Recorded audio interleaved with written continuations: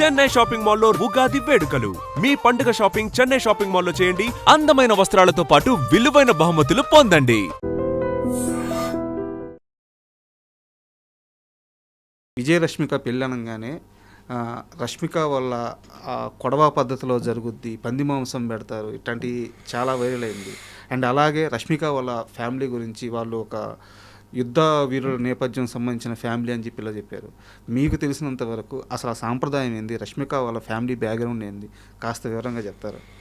నాకు కొంతవరకే తెలిసింది. నేను ఆ రోజు కొడవ ఫంక్షన్లో ఉన్నప్పుడే వాళ్ళు జరిపే కార్యక్రమాలు, వాళ్ళ చుట్టాలలో కొంతమందితో మేము టేబుల్ మీద కూర్చుని కాన్వర్జేషన్స్ అవుతున్నప్పుడు నేర్చుకున్నాయి, తెలిసినాయి. నాకు అంతకుముందు గురించి నేను కొడవ అన్నది పదం కూడా నాకు తెలియదు.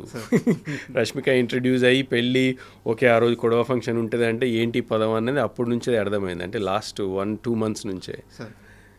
సో నాకు తెలిసింది చాలా తక్కువ. తెలిసింది ఏంటంటే వాళ్ళది డెఫినెట్లీ ఒక వారియర్ ఫ్యామిలీ. అంటే వాళ్ళు అంటే ఒక నాట్ ట్రైబ్స్, కానీ వాళ్ళది ఒక సెపరేట్ క్లాన్ అని తెలిసింది. కూర్గులో వాళ్ళందరికీ ఒక దాన్ని ఏమంటారు, కరెక్ట్ వర్డ్ వస్తలేదు, కానీ వాళ్ళకు ఒక చిన్న కింగ్డమ్ లాగానే అనుకోండి. వాళ్ళది ఒక సెపరేట్ క్లాన్.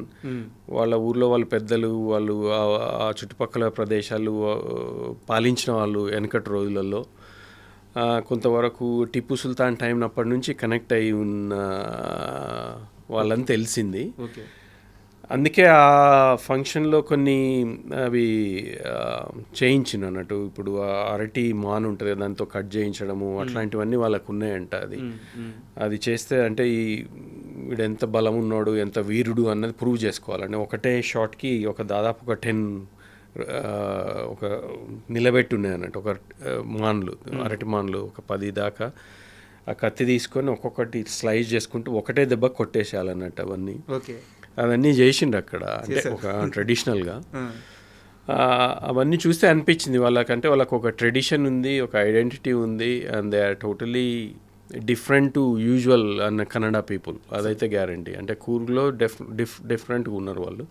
ఇంకొక విషయం తెలిసిందంటే కూర్గ్ అన్నది ఒక స్మాల్ ప్లేస్ అయినా కానీ వాళ్ళ కాంట్రిబ్యూషన్ స్టేట్కి, అంటే ట్యాక్స్ ఎంత పే చేస్తుండ్రో అది అంటే డిస్ప్రపోర్షనేట్గా ఉంది. మిగతా డిస్ట్రిక్ట్స్తో పోలిస్తే కూర్గ్ ఇస్తున్న కాంట్రిబ్యూషన్ చాలా హైగా ఉంది.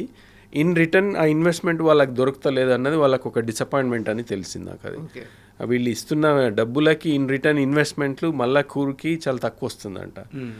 అది ఇక అంటే they are lobbying, they are trying to, అంటే ఒక ఫెయిర్నెస్ ఉండాలన్నది వాళ్ళు దే ఆర్ స్టిల్ ట్రయింగ్ అని తెలిసింది. సో అంతవరకే తెలుసు, నాకు ఇంకెక్కువ ఏం తెలియదు. ఈ పంది మాంసం అది ఇది అన్నది అనేటోడు అంటూనే ఉంటారు. బట్ నిజం కాదా? నిజం కాదా అక్కడ పెట్టినరా లేదా అన్నది? అక్కడ ఉండింది పంది మాంసం. అంటే అది సంస్కృతి అంతే. మనమే ఇప్పుడు అంతే. భక్త కన్నప్ప ఉన్నాడు, ఆయనకి ఏం చేయాలో తెలియదు. దేవుడిని పూజించాలంటే దొరికిన దాంట్లోనే పూజించిండు. అప్పుడు అంటే ఇది రెలవెంటో కాదని అనేది ఒక ట్రెడిషన్ ఉన్నప్పుడు వాడికి దొరికింది, మాంసమే పెట్టిండు కదా శివుడికి. అది తప్పు అని మనం ఇప్పుడు హిందువులు అంటారు, అదంటారు, ఇదంటారు, కానీ ఆయన పాయింట్ ఆఫ్ వ్యూలో నేను దేవుడినే ప్రేమిస్తున్నాను అన్నది వాళ్ళ అది నేను అనేది. అది ఒక ట్రైబ్, అది ఆచారం అన్నది అంతే. ఇప్పుడు తెలంగాణలో మేము ఇది కూడా చూసిన, నేను వ్రతమైన తర్వాత మాంసం పెట్టుడే. వ్రతం జరిగింది ఒక్కడి దగ్గర, మాంసం అక్కడెక్కడో ఊరోళ్ళ కోసం మేము ఫస్ట్ టైం ఊరికి డిన్నర్ చేస్తున్నాం. ఇప్పుడు ఊరోళ్ళకి పిలిచి వాళ్ళకి దావత్ కదా అది, మనము ఇస్తున్న పార్టీ. వాళ్ళకి ఉట్టి పప్పు భోజనం పెట్టి పంపిస్తే బాగుంటుందా?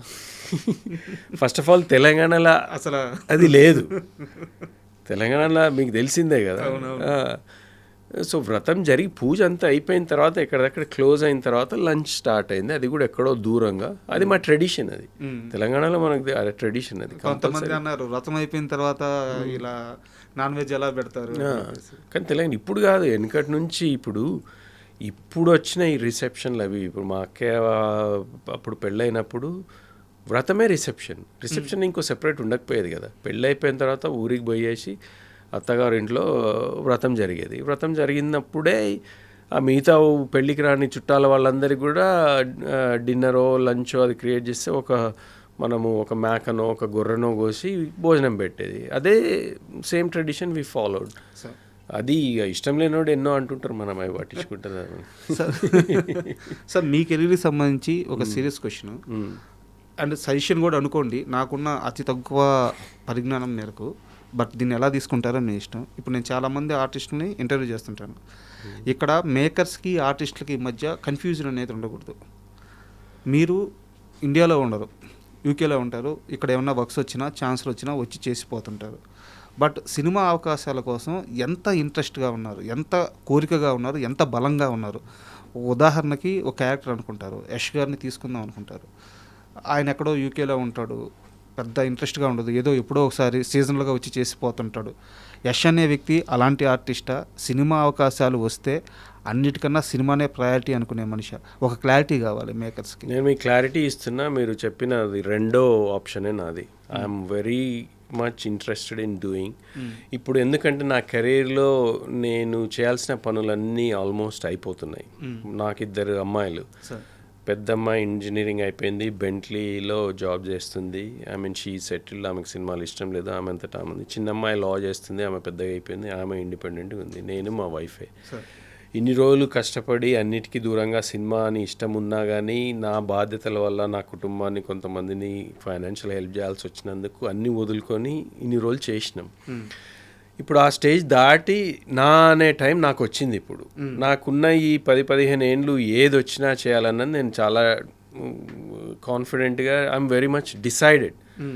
నాకు ఆపర్చునిటీ వస్తే నేను ఇప్పుడు ఎప్పుడు రమ్మన్నా కానీ వచ్చేస్తా. అట్లనే ఛాంపియన్ కూడా అంతే. నేను దాదాపు 3-4 టైమ్స్ ఛాంపియన్ కోసం వచ్చిన, 3-4 టైమ్స్ ట్రావెల్ చేసినాం, దాదాపు 4 months టైం ఇచ్చిన. చాలా లాంగ్ సీన్స్ ఉండే, నా కాంబినేషన్ సీన్లు ఊర్లో వాళ్ళతో కలిసి ఉండే కాబట్టి I was there almost in every scene. షూటింగ్లో అయితే, సినిమాలో ఎంత కనపడ్డది వేరే విషయం, కానీ అండ్ ఐ వాజ్ దేర్. నేను ఆ కమిట్మెంట్ అయితే ఇచ్చినా కదా. అంత బిజీగా ఉండి, నా బిజినెస్ ఉంది, నా వర్క్ ఉంది, అన్నీ ఉన్నా కానీ when I was needed I said okay I'm coming. నాకు ఆల్ ఐ నీడెడ్ వాజ్ నాకు ఒక 2 weeks నోటీస్ ఇవ్వండి అని అప్పుడు చెప్పిన. కానీ ఇప్పుడు వచ్చే ఆపర్చునిటీని బట్టి అది ఏంటి అన్న దాన్ని బట్టి నేను I will put a side, I will work from home. ఇక్కడ నుంచి నేను చేసుకోవాలి. అప్పుడు కూడా నేను క్యారవాన్ నుండి నేను టీమ్స్ కాల్స్ చేసిన, నా టీమ్ తోటి అక్కడ మాట్లాడినా, ఐ వాజ్ టేకింగ్, అవన్నీ నేను చేసిన. కానీ అది ఎప్పుడు కూడా డిస్ట్రప్టివ్గా వర్క్, షూటింగ్లో ఎక్కడ ఎవరికి తెలియదు కూడా తెలియదు. So I'm very committed, I'm determined. If there is a good opportunity I want to prove my self as an actor కూడా. యాక్టింగ్ అంటే నాకు చాలా ఇష్టం, నిజంగా చెప్తున్నా, చాలా ప్యాషనెట్గా చెప్తున్నా. మీకు తెలిసినా కానీ ఎవరైనా యాక్టింగ్ ఆపర్చునిటీస్ ఉన్నా కానీ just you know refer my name. I'm ready to do any role. As an artist, I just wanted to do some good characters. Just ఈ క్లారిటీ కోసమే అడిగాను సార్ నేను ఈ క్వశ్చన్. అండ్ ఇక్కడ ఇంకో క్వశ్చన్ కూడా మీరు తప్పుగా అనుకోవద్దు.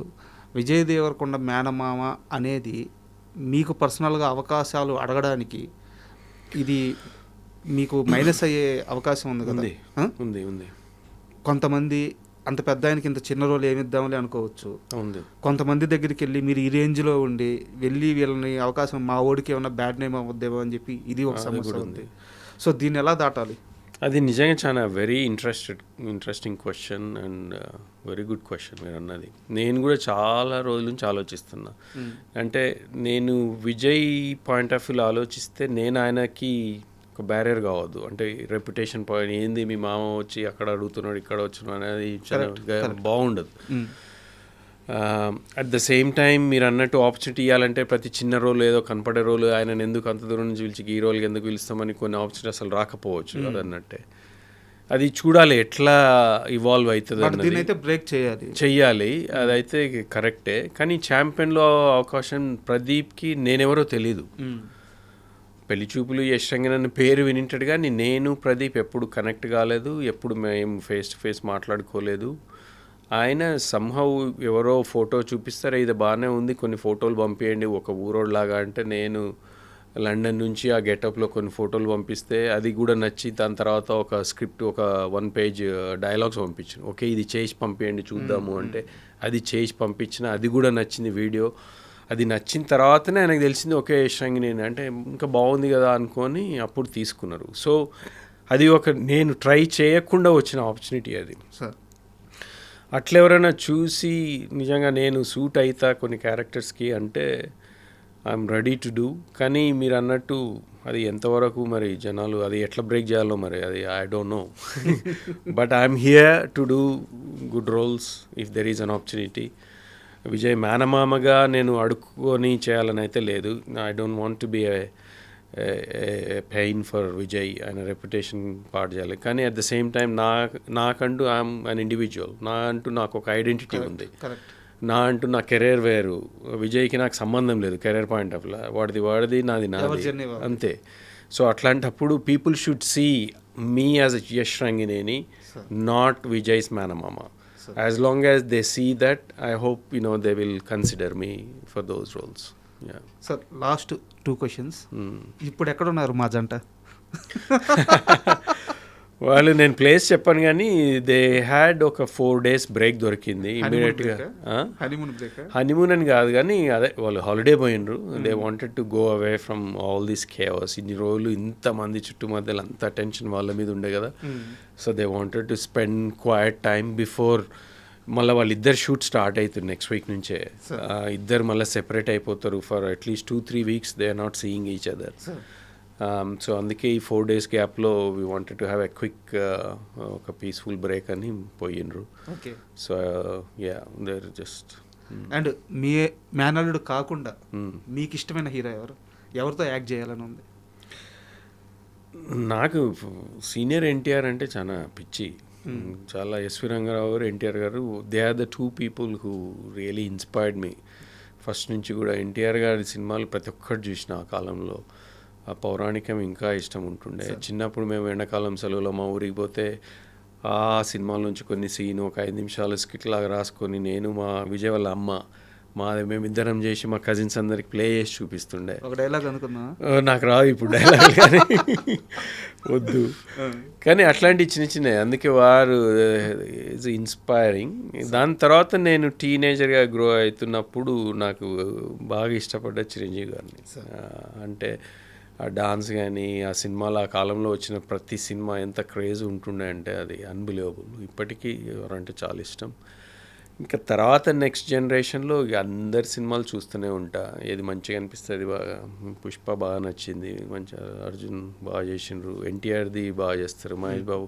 ఇంకా అంటే నాకు ఐఎమ్ నాట్ క్రేజీ ఫ్యాన్, నాకు ఈయననే అన్నట్టు లేదు తర్వాత జనరేషన్. కానీ చూస్తుంటా అందరి సినిమాలు. And thank you very much sir. ఎందుకంటే అందరిలో చాలామందికి కొన్ని డౌట్లు ఉన్నాయి. ఈ ఆనందాన్ని తెలుసుకోవాలని ఇంకా చాలామందికి ఇంట్రెస్ట్ ఉంది. సో చాలా గొప్ప విషయాలు, చాలా మంచి విషయాలు, మాకు తెలియని విషయాలు విజయ్ గురించి, రష్మిక గారి గురించి చెప్పారు. అలాగే మీ కెరీర్కి సంబంధించిన విషయాలు చాలా మాట్లాడుకున్నాం. అన్నిటికంటే ముఖ్యంగా మీరు కెరీర్లో సినిమా కోసం ఎంత కష్టపడి ఈ స్థాయికి వచ్చారో తెలుసు. అంటే సినిమా కోసం సినిమాతో ట్రావెల్ అవ్వడం వేరు, సినిమా కోసం సినిమాని పక్కన పెట్టి సక్సెస్ అయ్యి మళ్ళీ సినిమా కోసం రావడం వేరు. ఇది ఇంకా పెద్ద కష్టం. సో ఇది నాకు తెలిసి ఇది మీ సెకండ్ ఇన్నింగ్స్ అనుకుంటాను. ఈ సెకండ్ ఇన్నింగ్స్లో మీరు సూపర్ సక్సెస్ అవ్వాలి మనస్ఫూర్తిగా కోరుకుంటున్నాను. Thank you very much. Thank you so much. And Rajat, this is a wonderful conversation. నేను కూడా ఎంజాయ్ చేసిన కొన్ని. మీరు అన్నట్టు నా కెరీర్లో ఒక యాక్టర్గా అట్లాంటి ఆపర్చునిటీ వస్తే ఇంక అంతకంటే మించిన లేదు. మీరు అన్నట్టు ఇది సెకండ్ ఇన్నింగ్సో థర్డ్ ఇన్నింగ్సో నాకు తెలియదు, కానీ ఒక ఇన్నింగ్స్ అయితే స్టార్ట్ అయింది. So I wanted to sustain and score lot more runs ఈ సెకండ్ ఇన్నింగ్స్లో. అట్లాంటి ఆపర్చునిటీస్ కోసం I'm ready for anyone who is willing to consider me for any of the roles. So thank you so much. Really appreciate. Thank you.